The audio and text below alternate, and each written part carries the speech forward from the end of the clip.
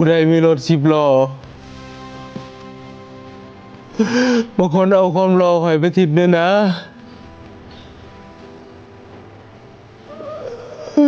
ข่อยทรมานแห้ง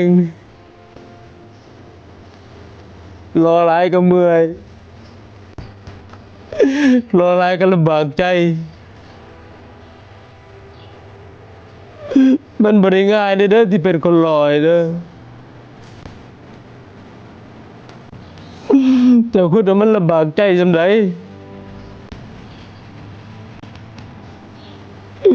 มีความรอหลายจนบ่มีบนติ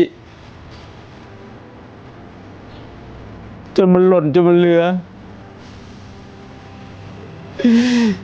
ถ้าใครอยากได้ก็มาค้นเอาโลด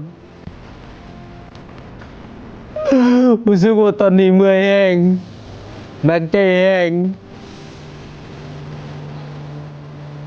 พ่อแม่เอ้ยมาซอยลูกเนี่ยนะลูกอยากขี้ลาย